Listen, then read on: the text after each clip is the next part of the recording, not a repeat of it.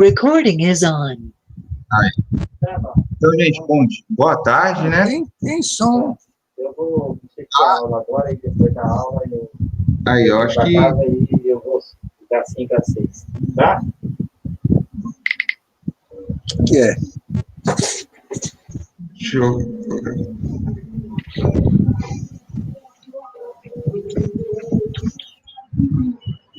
Aí. Bom, gente, hoje a gente vai estar dando início aqui à aplicação da topografia na aula de introdução à topografia. A última aula a gente falou um pouco sobre da geodésia, geométrica, né, de posicionamento. Agora a gente vai trabalhar com a geodésia aplicada, que é a topografia, tá certo? Então, vou colocar aqui a nossa aula. Opa, aqui a apresentação da aula, tá? É para mim falar. É sobre a introdução à topografia. Está todo mundo me ouvindo? Tem alguém querendo falar aí? Isso aqui. Alguém querendo falar alguma coisa? Desliga o áudio, senão a gente conversa aqui e escuta.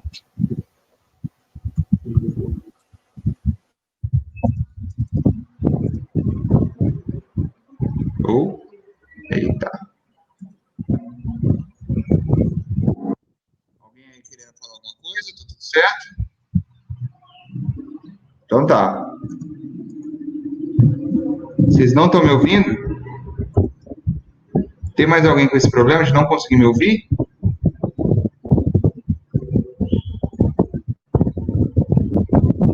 Alguém aí? Pode me dar um alô, ver se tem mais alguém com esse problema que não está conseguindo me ouvir?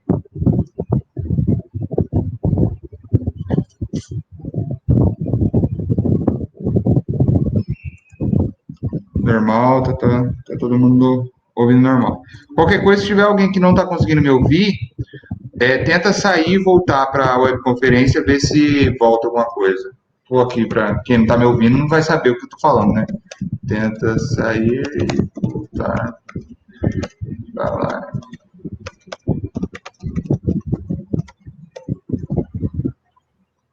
Tá ok? Então vamos lá para tela inteira aqui.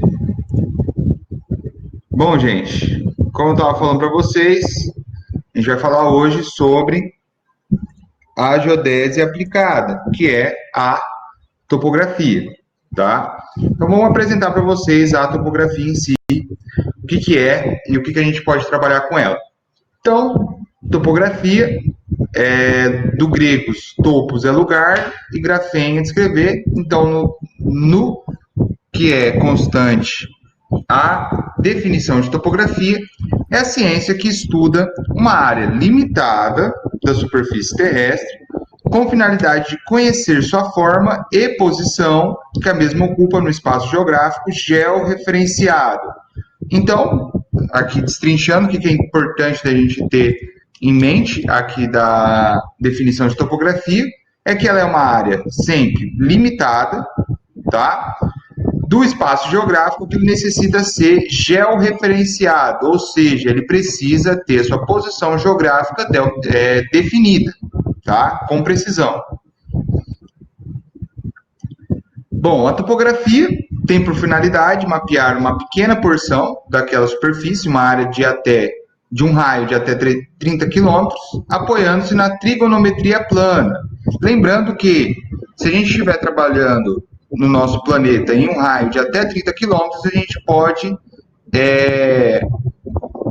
utilizar a Terra como plana. A gente pode mensurar a Terra como plana, mas só nesse raio de 30 quilômetros, tá, gente? Não estou falando aqui de terraplanismo nem nada, longe disso, tá?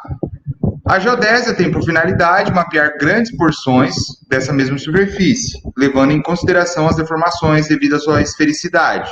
Então, quando a gente está trabalhando com geodésia, a gente trabalha com trigonometria esférica. Quando a gente está trabalhando com topografia, trigonometria plana. Portanto, pode-se afirmar que a topografia menos complexa e restrita é apenas um capítulo da geodésia, ciência que abrange muito mais coisa, tá? Bom, então quais são os limites da aplicação da topografia?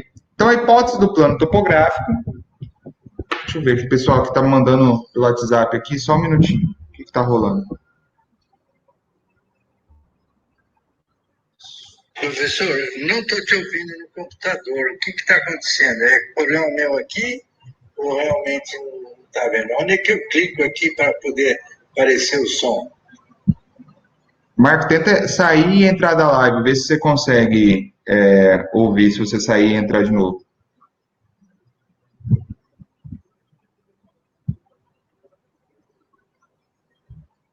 Consegui sim, já estou te ouvindo. Ah, então tá tranquilo. Bom, gente, então voltando aqui.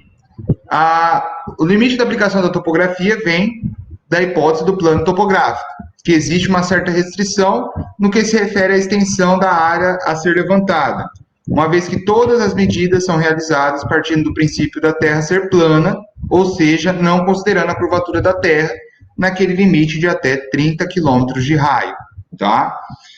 Deste modo, a adoção da hipótese do plano topográfico implica na substituição do arco pela tangente, cometendo assim um erro denominado de erro de esfericidade. Tá? Então, se a gente levar em conta o raio da Terra, que é aproximadamente 6.371 quilômetros, se pode dizer que para as medidas de distância muito pequenas, seus valores medidos sobre a superfície esférica serão aproximadamente iguais àqueles medidos durante um plano.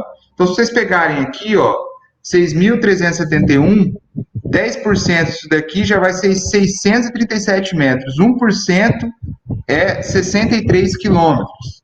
Então, é 0,5% do raio da Terra é 30 quilômetros.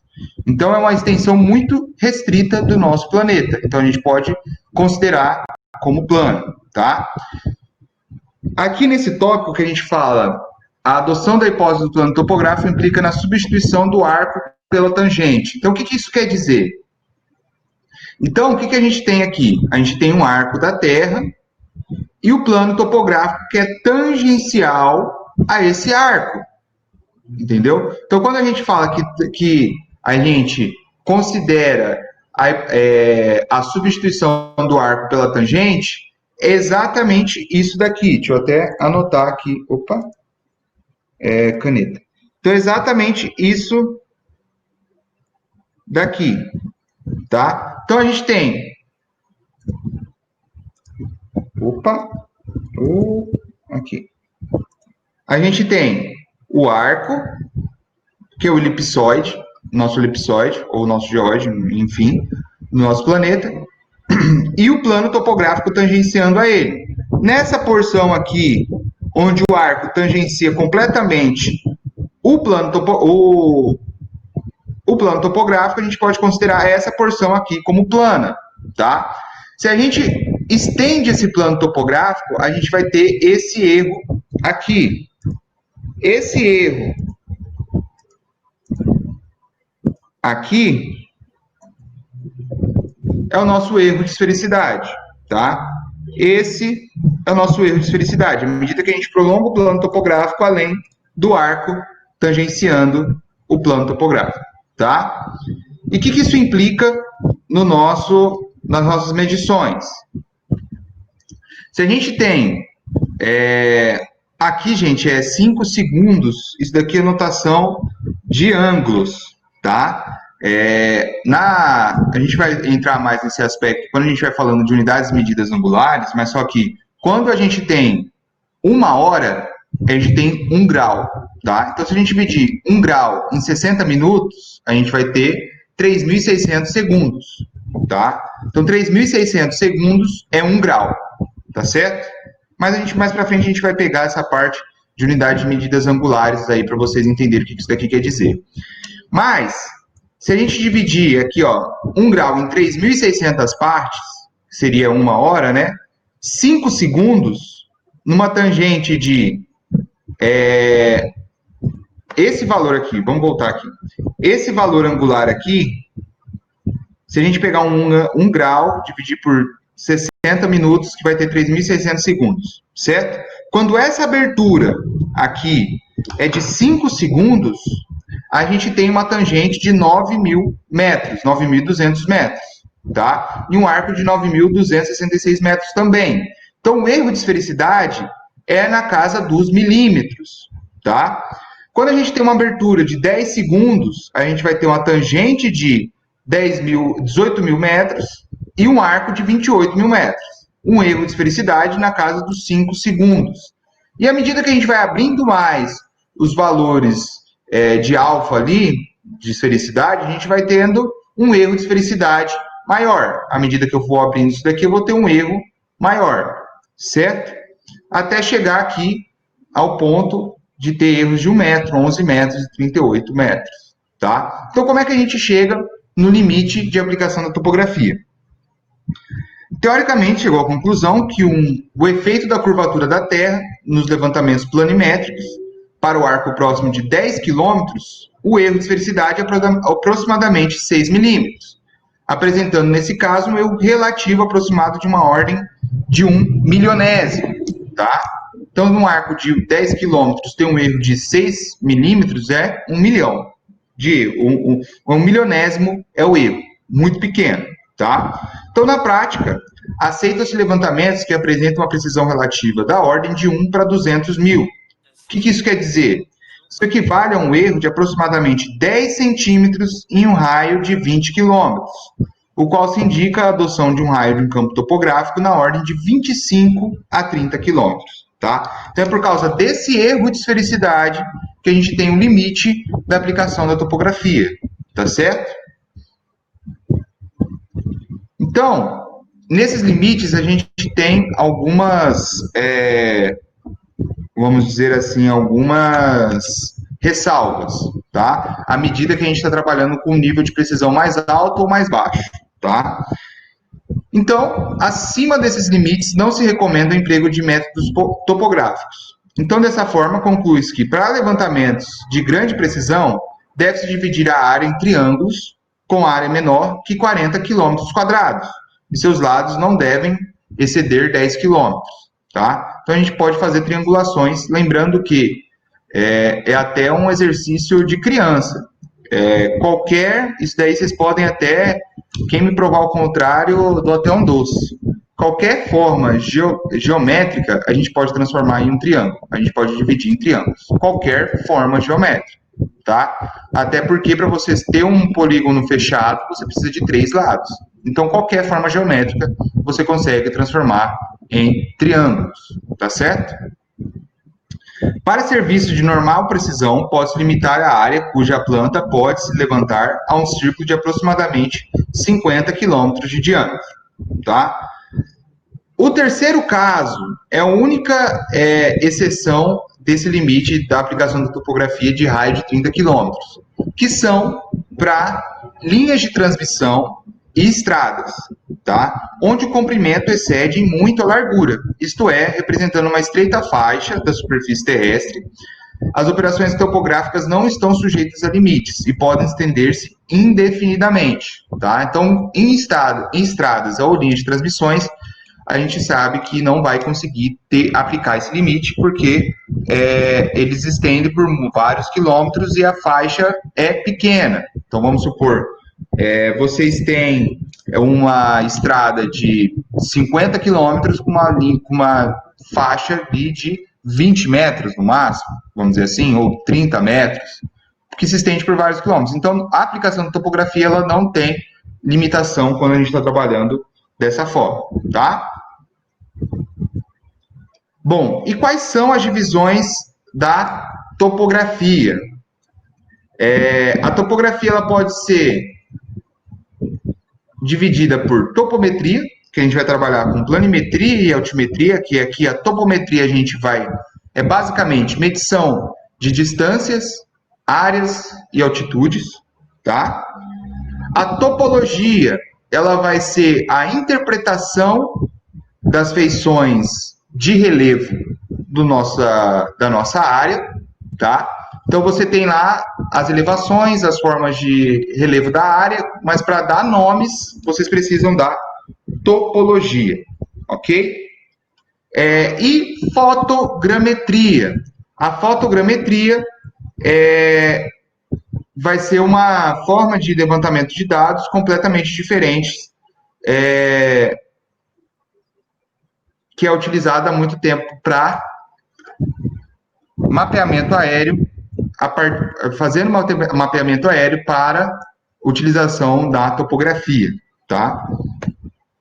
Então vamos dividir aqui cada uma das divisões, vamos fazer aqui as divisões da topografia e explicar o que cada uma vai dizer e vai ter seu papel separadamente, tá? Bom, a topometria, ela tem por objetivo o estudo e aplicações dos processos de medida baseados na geometria aplicada, onde os elementos geométricos, como ângulos e distâncias, são obtidos por instrumentos topográficos. Tá? Então, a topometria é dividida em planimetria e altimetria. Tá? Porém, a altimetria não é feita sem a planimetria. Tá? Então, a planimetria, o que é? É a medição de distâncias, cálculo de área e perímetro, tá? Que é feita em planos cartesianos X e Y, ok? Já a planialtimetria, lembrando sempre, nunca se esqueçam, não há como fazer um levantamento altimétrico sem antes fazer um planimétrico, tá? Como é que vocês vão saber a altimetria do local se vocês não sabem nem que local é esse, o tamanho do local e assim por diante, tá? Na planialtimetria, vocês vão medir, além de distância, cálculo de área e perímetro, alturas e cálculos de volume, tá? Na altimetria, por exemplo, tem muitos trabalhos aí, tem muito campo de mercado para pessoas que trabalham com drones, por exemplo, que fazem sobrevoos em áreas de obras, que vem lá, se você souber o tipo de material que está sobre o terreno e calcular o volume dele por altimetria, você sabe quanto tempo você vai utilizar de trator para tirar isso, você vai conseguir planejar aonde você vai jogar esse aterro e tudo mais, tá? Então essa é a diferença dos profissionais aí que sabem mexer com topografia, tá ok? Bom, outra divisão da topografia é a topologia, que estuda as formas exteriores da superfície da Terra e as leis que devem obedecer ao seu modelado, tá? Então a gente faz o levantamento das curvas de nível, por exemplo, e a partir das curvas de nível a gente pode estudar as formas exteriores do terreno sem nunca ter pisado lá, tá certo? Então a gente pode falar que tem uma colina, que tem uma depressão na área, que tem uma região que precisa de um aterro maior, tem uma região que precisa fazer um corte maior, e assim por diante, fazer muro de arrimo, isso sem nunca ter ido na área, tá? Só confiando na planta topográfica, algumas vezes, tá? Porque vai ter vezes que você não vai na área, você vai ter que olhar lá o projeto e falar, não, para esse lugar aqui a gente pode planejar dessa forma e depois vocês vão para campo, tá? Bom, e na topologia a gente pode representar aqui o terreno das seguintes formas. A gente tem aqui um modelo digital de elevação do terreno, a gente tem as boas e velhas curvas de nível, tá? A gente tem o relevo sombreado, tá certo? Esse aqui a gente pode pegar em imagens lá do Topodata, no INPE e tudo mais. E aqui a gente tem um mapa de declividade, aonde as setas elas vão apontar para onde está a declividade do terreno, tá certo?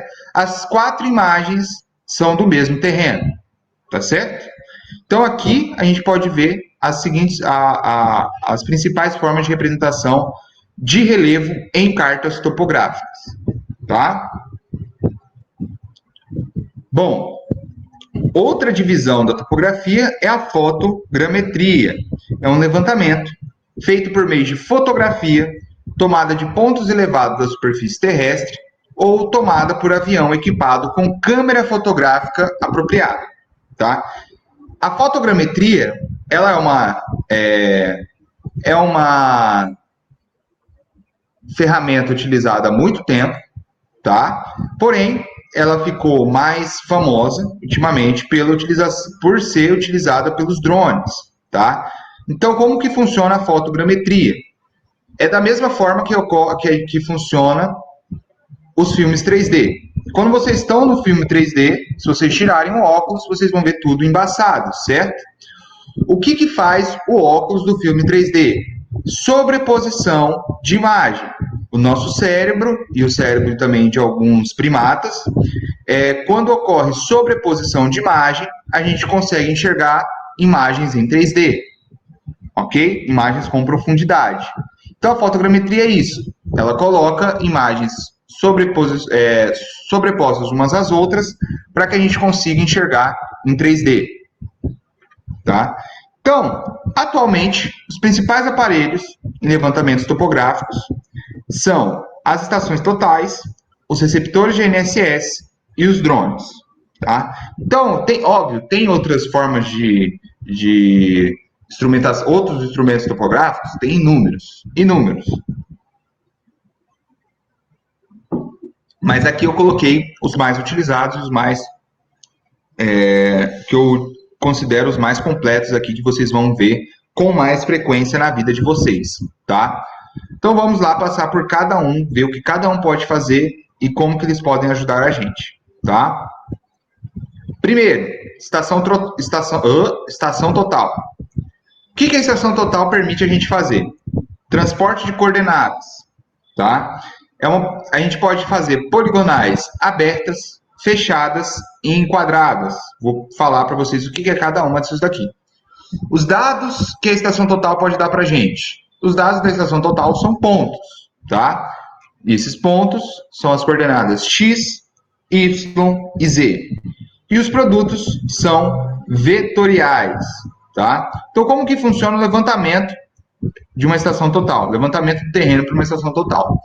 A gente tem aqui o tripé, a gente instala a estação total, e essa estação total ela vai fazer leituras em pontos com prismas ou faixas refletoras do terreno, tá certo? Então, por exemplo, se eu estiver fazendo um trabalho aqui de altimetria, eu preciso da altura do equipamento, a altura do meu prisma, e com isso eu vou ter aqui o ângulo dentro do meu equipamento que ele vai me dar, e dessa forma eu calculo as altitudes ou cotas do meu terreno, tá? Ele vai tirar pontos, ele vai tirar distâncias, ele vai tirar todos os dados necessários para fazer a planimetria e a planialtimetria, tá? Bom, uma estação total ela pode fazer a medida de poligonais fechadas, tá? Que são poligonais, como o nome diz, como ela é fechada, ela começa e termina no mesmo ponto. Tá? Ela permite a quantificação e controle dos erros linear e angular do levantamento. Tá? Isso tudo por fórmulas e cálculos do terreno. Tá? Isso daí a gente vai aprender melhor quando a gente estiver trabalhando com poligonais. Tá? Mas dá para quantificar e controlar esses erros e até sanar esses erros se for as medidas forem feitas de forma correta. Tá? Bom, dá também para a gente conhecer as coordenadas de saída e de chegada, tá? À medida que eles começam e terminam no mesmo lugar. Não é indicado para levantamento do área de tipo faixa, que são estradas e linhas de transmissão, tá certo? Já as poligonais abertas começam e terminam em pontos diferentes de coordenada de partida conhecida e de chegada desconhecida, tá? Não permite a quantificação e controle dos erros linear e angular do levantamento. É usada como uma poligonal auxiliar ou secundária de uma poligonal fechada. Tá? Então, para que são utilizadas as poligonais abertas? Vocês estão fazendo o levantamento de uma área e vocês precisam mapear uma coisa que está dentro da área, certo? Então, vocês sabem aonde vocês vão sair, que é de um ponto, de um vértice da sua poligonal, mas vocês não sabem até onde vocês vão chegar. Aonde vocês querem chegar, vocês sabem, mas até onde vai, você não sabe. Então, como é que isso é feito? Tá? Deixa eu pegar aqui, era para ter a imagem bem aqui. Aqui, ó. Por exemplo, aqui vocês têm uma poligonal fechada, certo? Essa poligonal fechada vai do vértice A ao vértice A, passando pelo A, B, C, D, E, F, G, ok? Isso daqui é uma poligonal fechada. A poligonal aberta vão ser, tá vendo que do vértice A eles vão até um outro vértice aqui, indefinido, para achar a lagoa. Então, aqui, ó, esses pontos tracejados são poligonais abertas, certo? É a partir delas que a gente vai desenhar dentro do nosso terreno, tá certo? Tá vendo? Aqui, ó, tem árvores aqui, eu quero saber onde é que tá a árvore, preciso fazer uma poligonal aberta.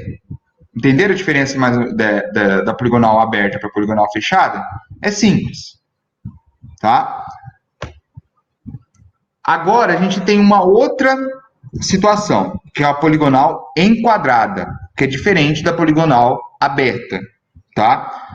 A poligonal enquadrada começa e termina em pontos diferentes, de coordenadas previamente conhecidas, que você necessita saber a saída e a chegada, tá? Então, o que isso daqui quer dizer? Por exemplo, vocês têm uma estrada. Vamos supor que vocês têm um projeto de estrada que quer ir de Chavantina a Água Boa, tá? Você sabe da onde você precisa sair de Chavantina para onde você precisa chegar em Água Boa, tá? Então você já tem a coordenada de partida e a de chegada conhecida. Mas agora, o traçado dessa rodovia, vamos dizer assim, você não sabe porque você precisa fazer o estudo. Porém, você já tem uma poligonal enquadrada, você já sabe da onde que ela começa para onde que ela termina. Isso é um poligonal enquadrado, tá? Então, dessa forma, ela permite a quantificação e controle dos erros linear e angular do levantamento. E é indicada para levantamentos do tipo de área de faixa, que é como eu falei para vocês, que são estradas e linhas de transmissão, tá certo? Aqui, como eu mostrei para vocês, isso daqui é um resultado de um levantamento feito com estação total, tá? Isso daqui é uma carta topográfica, claro, isso daqui é um exemplo para vocês verem a diferença de uma poligonal fechada para uma poligonal aberta, porque quando vocês forem desenhar uma planta topográfica, vocês não vão mostrar essas linhas aqui da poligonal aberta, vocês só vão colocar os itens no final dele, tá? Bom, outro instrumento utilizado para levantamentos topográficos são os receptores GNSS. O sistema GNSS o GNSS é uma sigla para Sistema de Satélite de Navegação Global, em inglês. Não vou gastar meu inglês aqui com vocês agora, vou deixar para mais tarde, tá? Mas essa sigla ela é para isso, tá? Sistema de Satélite de Navegação Global. Entre esses sistemas GNSS, a gente tem o mais conhecido, que é o GPS, que é o Ground Position System lá, que é o americano, que a gente tem mais contato, tá? Até porque Google é americano, Facebook é americano, Instagram é americano. Então, tudo isso que usa o nosso GPS é americano. Os GPS Garmin é americano, tá? Então, a maioria que a gente está mais em contato é com o sistema GNSS do GPS americano, tá? Porém, tem outros, como a gente pode dizer aqui, constelações de satélite, tá? A gente tem o GLONASS, que é russo, a gente tem o Galileu, que é o europeu, o Compass e o Beidou 2, que é o chinês. Tanto que na China eles só usam esse sistema de navegação por satélite. Não usa mais nenhum outro. Até como vocês sabem, a China é comunista e assim por diante. Vocês vão lá para a China, se vocês abrirem um Google Maps, vocês não conseguem andar na China, porque lá eles não usam nada dessa parte de americano. Inclusive Instagram, Facebook, nem funcionar direito na China funciona, tá? Pra vocês terem ideia, eles pesquisam as coisas no Bing. Quem pesquisa as coisas no Bing? Mas, enfim, isso não entra aqui na situação. Bom, então o objetivo dos receptores de GNSS é a determinação de coordenadas precisas, na ordem milimétrica, tá? Bom, até porque as coordenadas precisas são necessárias porque esses sistemas de navegação global são feitos para indústria bélica, para jogar míssil. Então, é bem preciso, tá? Bom, então os receptores de GNSS, eles podem ser pós-processados. O que isso quer dizer? ele é processado referente a uma RBMC. Para quem lembra da última aula, uma rede brasileira de monitoramento contínuo, tá? A rede brasileira de monitoramento contínuo coleta dados 24 horas por dia, tá? Os dados são disponibilizados no dia seguinte e é necessário esperar para processar os pontos coletados. Então, como que funciona o levantamento por um receptor GNSS pós-processado?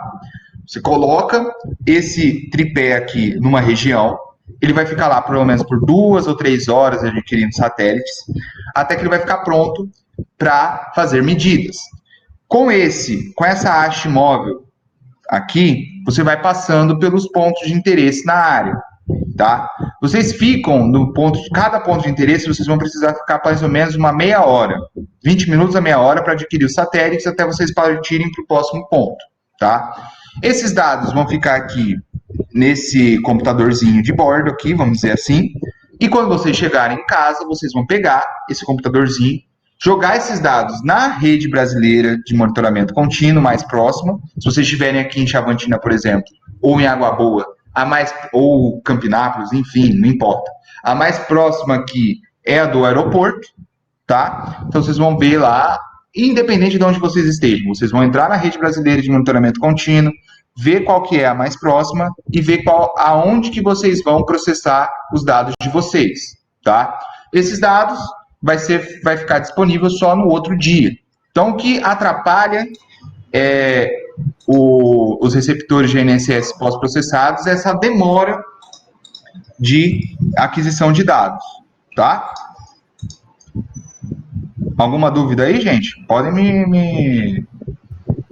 Professor, a respeito dessas medidas topográficas aí que faz, há margem de erro ou é exata, não tem erro nenhum?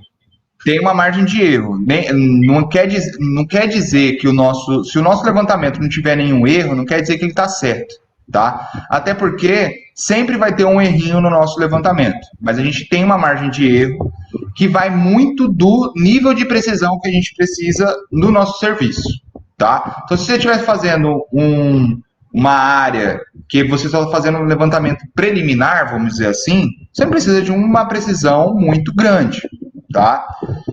Se vocês estiverem fazendo já, por exemplo, uma locação de uma obra grande, vamos supor assim, com vários detalhes, com condomínio, parque de entretenimento e tudo mais, vocês vão precisar já de uma precisão maior, tá? Então, o nível de erro tem que ser menor.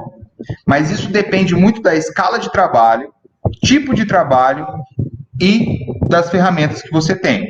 Aí que você vai definir a sua margem de erro, tá?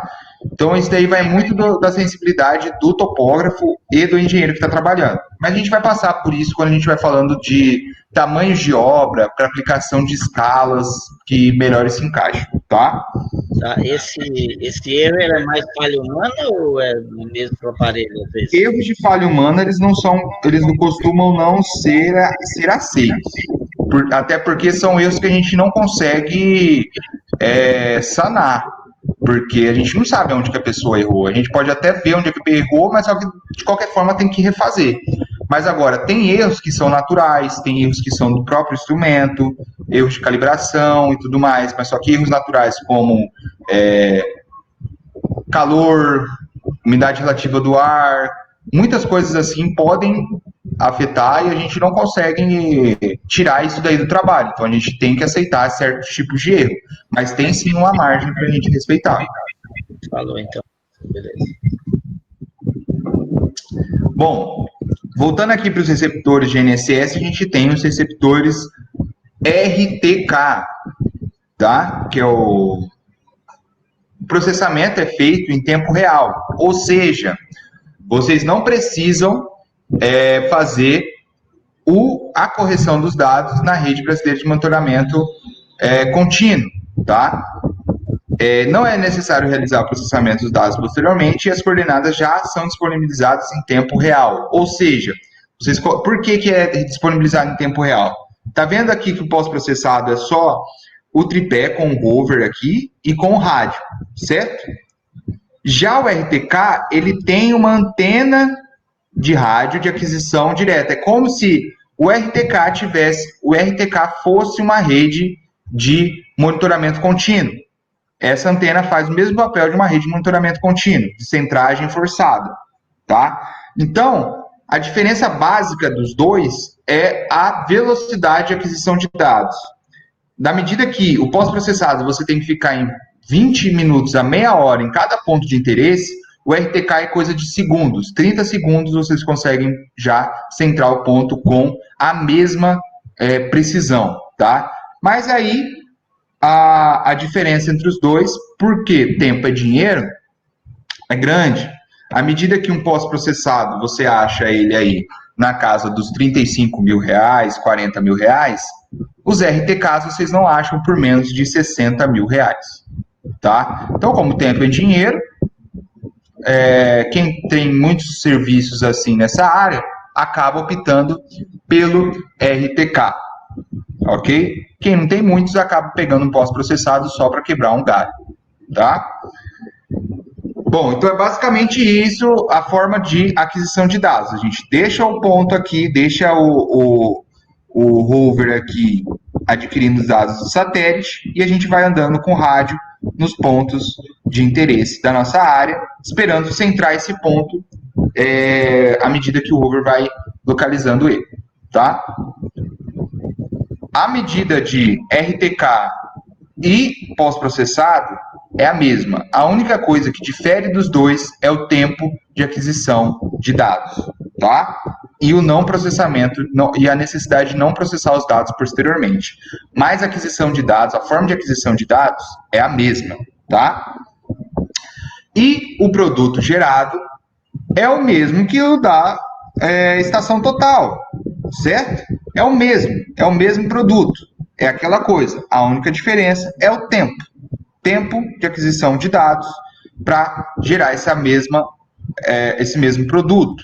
E outra, a estação total, ele vai necessitar de pelo menos uma coordenada conhecida, tá? E depois você vai ter que calcular as coordenadas para os outros pontos, tá? Já com os receptores GNSS, ele vai saber todas as coordenadas precisas, vocês não precisam calcular mais nada, tá? Então, os receptores GNSS não são nem mais o futuro da topografia, eles são o presente, tá? Estação total ainda é utilizado para locação de obras pequenas e estradas, tá? Porque ele tem mais funcionalidades nessas porções. Mas, em áreas rurais, por exemplo, para georreferenciamento, não se utiliza mais estação total, utiliza só a receptores GNSS, tá? Bom, outro instrumento que ultimamente tem sido muito utilizado na topografia são os drones. E os drones funcionam com a tecnologia da fotogrametria, tá? Então, segundo aqui a ISPRS, que é a Sociedade Internacional de Fotogrametria e Sensoriamento Remoto, a fotogrametria é a ciência e tecnologia de aquisição de informações sobre um objeto sem contato direto entre o objeto e o sensor, tá? Aqui parece que ela surgiu com o drone, né? Mas não, ela surgiu lá em 1949, lá na França, e passou pela fotogrametria analógica, que foram fotos tiradas por pessoas dentro de aviões, tá? A fotogrametria analítica, aí já tinham equipamentos específicos dentro de aviões tirando essas fotos, e a fotogrametria digital, que é hoje a partir dos drones, tá? Então, como eu falei para vocês, a fotogrametria vai ser a visualização de imagens 3D com a sobreposição das imagens, tá? Porque o nosso cérebro ele consegue fazer isso. E a gente vai ter um objeto tirando foto. Essas fotos vão gerar imagens do terreno em 3D, tá certo? Bom, entre os drones mais conhecidos, a gente tem os drones de asa fixa, tá? E o de asa móvel, tá certo? Drone Vant, gente, é só só siglas, tá? Mas só que são aeronaves não tripuladas, os dois, tá? Então a gente vai ter drones de asa fixa e drones de asa móvel. Os drones de asa fixa, também conhecido como os VANTs, né? Tem maior autonomia de voo, até porque ele pode carregar uma bateria maior, e com isso ele tem uma área de cobertura maior. Então a gente tem VANTs aí com até 4, 6 horas de autonomia de voo. Os sensores são intercambiáveis, ou seja, a gente pode mudar as câmeras de alta resolução para câmeras infravermelho, com uma facilidade maior, tá? A operação é mais complexa, tanto que para você fazer um VANT voar, você tem que ter um curso, porque vocês precisam fazer cursos de pouso e decolagem, porque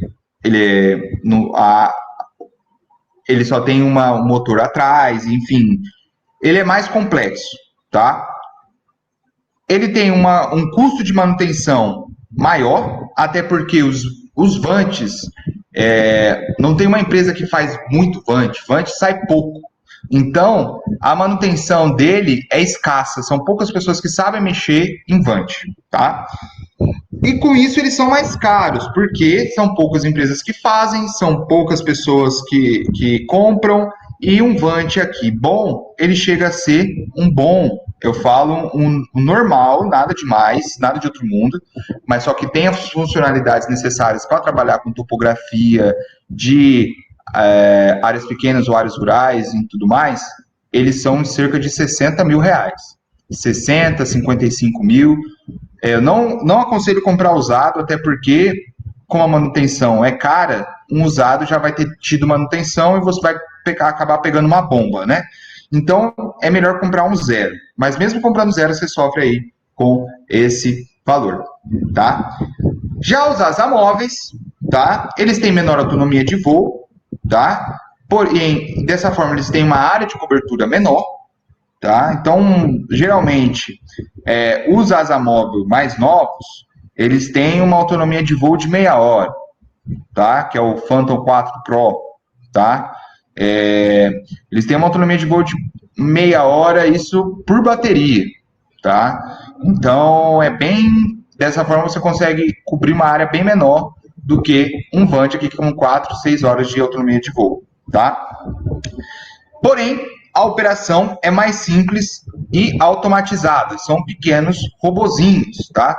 Tanto que, até por isso, esses asa móvel, eles são brinquedo de criança, tá certo?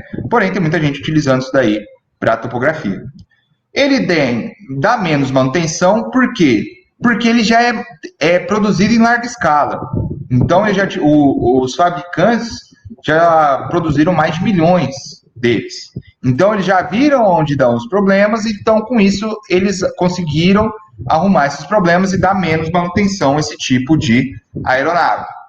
E como tem muita aeronave no mercado, eles acabam sendo mais baratos, tá? Agora, qual vocês vão utilizar depende muito da utilidade que vocês vão dar para eles, tá? Se vocês trabalham com grandes obras, grandes residenciais, enfim, loteamentos e tudo mais, um VANT é bem aplicável para vocês. Agora, se vocês trabalham mais na cidade, planejamento urbano, lotes, essas coisas assim, um asa móvel já atenderia vocês tranquilamente, tá? Eu mesmo que trabalho nessa área, eu tenho um asa móvel que já me atende muito bem. Os VANTs já tive demanda para ter VANT, mas só que era 2, 3 demandas e era muito esparçado, acabou que não valeu a pena eu fazer o investimento. Consegui fazer parte do trabalho com o meu bom e velho dronezinho mesmo ali, tá? Bom, aqui, gente, é um pequeno vídeo de como fazer um planejamento de voo de drone, para vocês saberem como é feita a aquisição de dados dos drones, tá? Deixa eu dar um play aqui. Opa! Deixa eu ver se dá play. Opa, aí. Aqui, ó, tem um site Drone Deploy, tá? Como eu falei para vocês, os drones, eles são pequenos robôs. Então, o que a gente pode fazer? Só coloca lá o plano de voo que vocês querem, a área que vocês querem que sobrevoe, que façam o sobrevoo, e liga o drone. O drone, ele é equipado com GPS de navegação, tá? Ele vai ver que está na área e já vai entender, se só coloca ele para voar e ele vai, tá? Então, como que é feito isso? Antes de ir para campo, vocês vão aqui, novo projeto, tá? Que é uns projetos que eu já fiz. Não fiz projetos nos Estados Unidos, tá, gente? Isso daí é só porque o site é americano, tá? Então, eu fui lá, escolhi uma área de interesse, tá? Escolhi uma área de interesse e eu quero fazer o sobrevoo nessa, vamos dizer aqui, nesse lote aqui, tá? Então, vou dar o nome do lote, o nome do projeto aqui.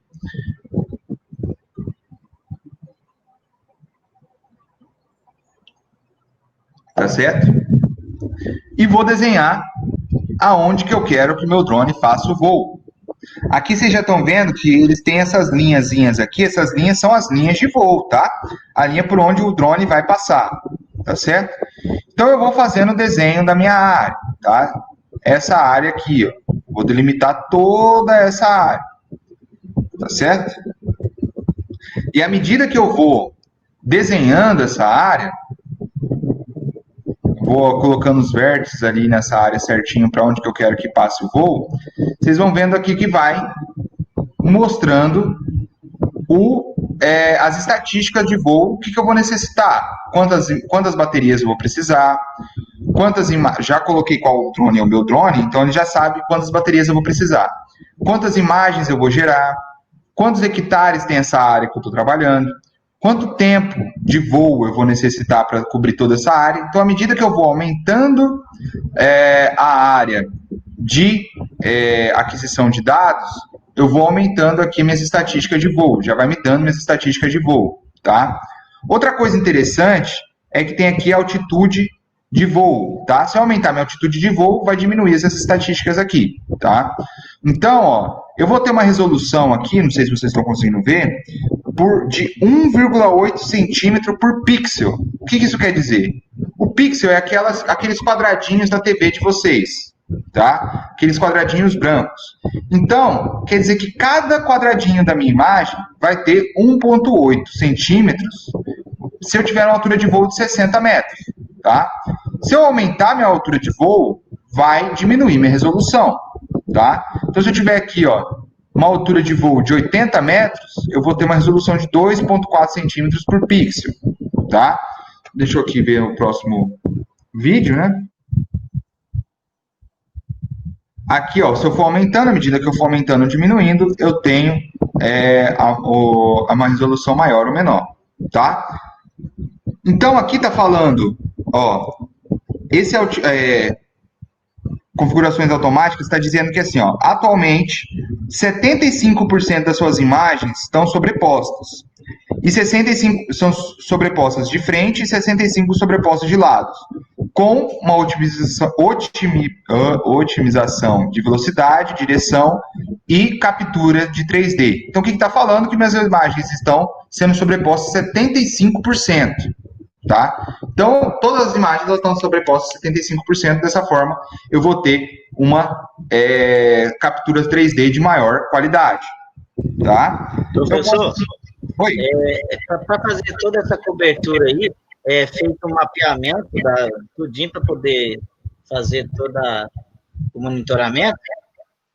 Então, aqui é uma imagem de satélite já dada pelo Google. Você só fala assim, o seu cliente fala onde é que é a área, você vê qual que é o tamanho da área, nesse caso aqui, essa área desse tamanho aqui, assim, que é uma área de 70 hectares, e ele quer lotear essa área, por exemplo. E ele quer saber aonde que ele vai precisar passar, qual que é o tamanho geral da área, como que está a topografia da área e tudo mais. Você só vai vir nesse site aqui, se você tiver um drone, vem nesse site, coloca essas bolinhas aqui nos vértices da área, tá? Nos pontos de interesse da área, e você já vai saber o seu planejamento para você ir para campo e saber o que você precisa para levantar essa área por completo, tá? Mas essas imagens aqui, que já está aqui, elas são de satélite. Porém, essas imagens aqui, o pixel dessa imagem, cada quadradinho dessa imagem, tem uma resolução de 30 metros. Tá? O drone, como eu mostrei para vocês, vai ter uma resolução de 2 centímetros. Tá? Então, o nível de detalhe é muito maior. E tem outra coisa, tem o que a gente chama de resolução temporal. O que é resolução temporal? É o tempo que o satélite demora para voltar para a mesma posição, tá certo?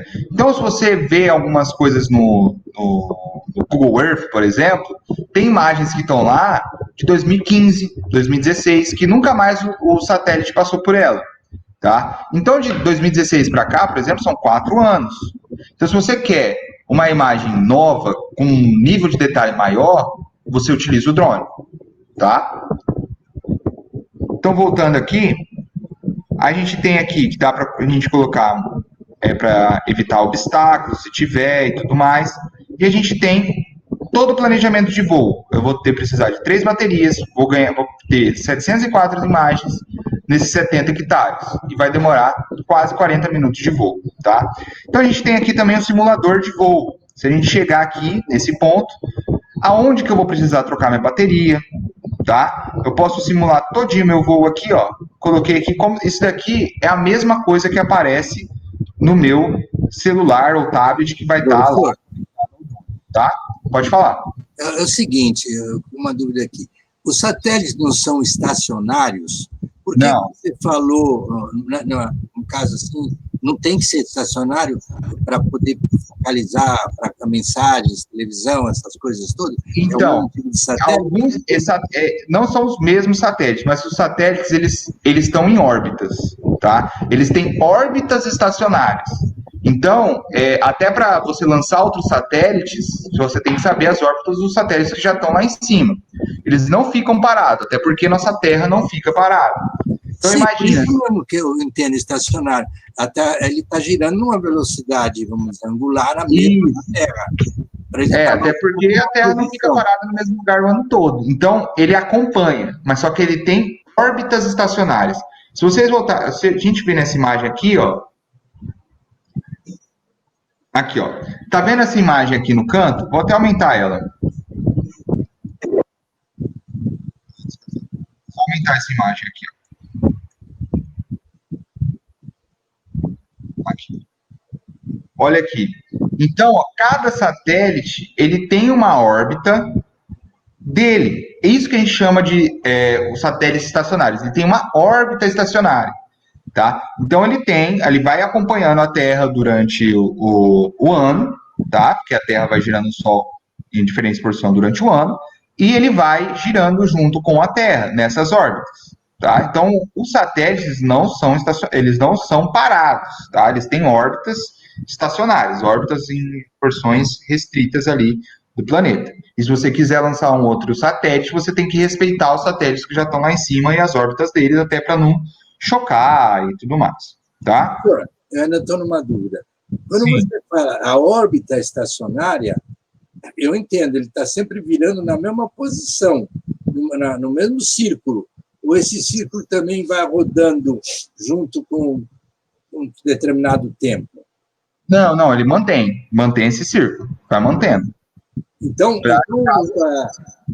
cada instante, ele está pegando... Vamos supor, se a gente imaginar um cone que se projeta do satélite, ele vai produzindo na Terra tipo uma estrada em volta da Terra, é isso? Isso, mas porque, por exemplo, um GPS, para você ter um GPS de navegação com uma precisão de 3 metros, você precisa estar conectado a pelo menos 20 satélites. Então, à medida que para ter uma precisão boa. Então, à medida dessas órbitas, pode ser que você não pegue alguns satélites em alguns momentos, justamente porque eles estão passando por outros lugares, tá? Mas um GPS simples de navegação, que você precisa aí, que tem o celular de vocês precisam de, no mínimo, 20 satélites, tá? O drone, para levantar, ele precisa de pelo menos 13 satélites, sinal de 13 satélites, porque o drone ele é equipado com GPS, tá? O RTK, como ele já é uma coisa mais... Os GNSS, né? como eles já são uma coisa mais refinada, eles já têm uma coisa ali dentro deles que é mais refinada, eles precisam de 4. No mínimo 4 satélites, tá? Então, nem sempre você vai pegar um satélite só, porque vai te dar um valor errado. É a junção de dados de vários satélites que vai te dar a posição correta no planeta, tá? Então, aqui, gente, é um produto, tá? Do drone. É um mosaico de ortofoto. Ou seja, todas as fotos que a gente tirou com drone do local, ele gerou essa imagem. Se você aproximar essa imagem, cada quadradinho, cada pixel que define essa imagem vai ter cerca de 3 a 4 centímetros, tá? Então ele tem uma precisão muito alta. Eu fiz esses dias um levantamento aqui, que eu consigo ver até a cor do chifre do boi, tá? Uma área que eu fiz, de tão preciso que é esses levantamentos. Aqui, outro dado que a gente tira do nosso drone é o modelo digital de superfície, tá? O que é isso?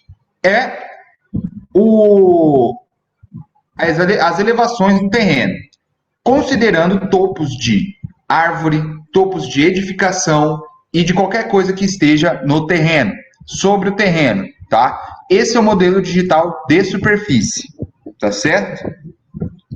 Outro produto também é o modelo digital do terreno, que diferente do modelo digital de superfície, ele vai dar para a gente só o que tem no terreno, tirando todas as benfeitorias, topos de árvore, floresta e tudo mais.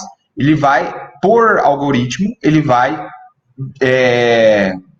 eliminar tudo que tiver sobre o terreno e vai deixar somente a elevação do geóide, tá? Então, com o mapa de elevação do terreno, com o modelo digital de elevação do terreno, a gente pode traçar as curvas de nível do nosso terreno, tá certo? Então, isso daqui já tira também um bom dobrado da estação total, tá, gente? Então, no que a gente trabalha com acurácia ou com precisão do nosso levantamento, a gente precisa, geralmente, juntar esses três...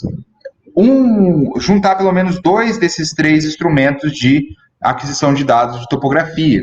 O que acontece muito levantamentos com GNSS que utilizam drone. Ou quando você não tem o GNSS, você faz um levantamento com drone e utiliza a estação total, tá? Para criar pontos de controle, tá certo? Então, tudo que eu mostrei para vocês aqui, eles trabalham juntos, tá certo? Se não trabalha junto, trabalha como auxílio um do outro, tá? Na acurácia, lembrando que, gente, a acurácia é diferente de precisão, tá? A acurácia é o nível de precisão que você pode chegar se você fizer o trem certo, tá? Mas isso não quer dizer que por aquele método ter uma acurácia boa, que a precisão vai ser boa se você não fizer o negócio direito, ok?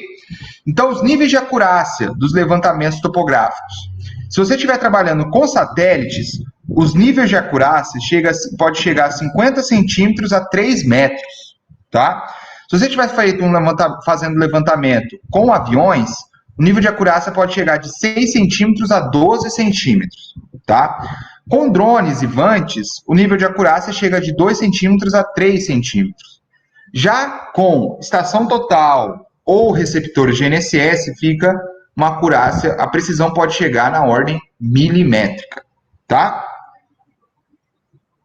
Bom, e para vocês aí, as áreas de atuação da topografia, eu costumo dizer que a topografia é uma das bases do curso de engenharia civil, tá? É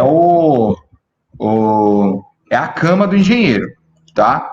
Então, vocês precisam ter uma cama boa para fazer o quê? Edificações, levantamentos planimétricos do terreno para execução de projeto, locação de projeto, controle de prumada, nível de alinhamentos, tá? Em estradas, rodovias e ferrovias, a topografia vai ajudar vocês no reconhecimento do terreno, levantamento planimétrico, locação da linha básica que vai passar a sua rodovia ou ferrovia, terraplanagem, que é o volume de corte e aterro, controle, execução e pavimentação, plantação de sinalização horizontal, até para você ver a inclinação do terreno, se o condutor do carro vai conseguir ver a sinalização horizontal, barragens, levantamentos planoaltimétricos, determinação de áreas submersas, controle e execução de cromadas, níveis e alinhamentos, além de outras atribuições, como saneamento de água e esgoto, construção de pontes, viaduto, túnel, porto, canal, enfim.